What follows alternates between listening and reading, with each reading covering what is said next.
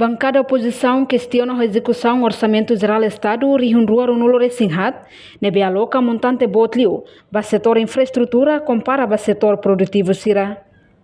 Deputado Bancada Kunto, Luiz Roberto, ratou preocupação a discussão generalidade ba proposta de lei número sanulo resindrua, para sexta segunda alteração o ze rihundua runulo resin lima, quarta-feira. Lorong nem fulang novembro tinang ia Parlamento Nasional. Tuirnia, governo hakarak hadia crescimento economia Timor-Leste, mas o orçamento nebe aloca para setor produtivo, ne kikliu, quase % sanulo recensiadet, compara ao setor infraestrutura. Nebe sedau que for benefício a tu hakbit povo na economia rasik. Tuirnia observação, execução orçamento batinang todan demais, kata capacidade de execução mak fraco liu.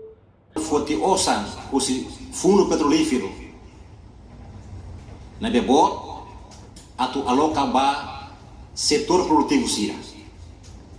Mas bem ita hareba na realidade, na agora ita acompanha ba setor produtivo sira, alocamento ba setor produtivo sira kikliu. Então, pergunta mané, atu hadia crescimento econômico que na bem. Quando o setor produtivo sira ita tau osan na bem kikliu, ia quase 19% de ocos. Ita aloca orçamento bot liu ba infraestrutura autoestrada sira han sesuai a reabilitação. Ebe bot demais. Mas be ida ne sidau for benefício atu hakibi povo de economia rasi. Tamasada me trabalha aloca orçamento ba setor produtivo sira, han agricultura, educação, saúde, turismo. Para bela hodi tem crescimento econômico lá. Por isso, o partido Bancada Kunto Ninia, o Hira Kona 2024, haura se catete kata, hausa da colher bara, o Hira quando se já executa o Z 2024 Ninia. Mas hareba que fala execução, e dané, am hareba, mostra execução, né, toda demais. Significa tá? Capacidade de execução, né, maka ba amenya considera kata que é fraco demais. Estrutura, governação e da linha buras demais.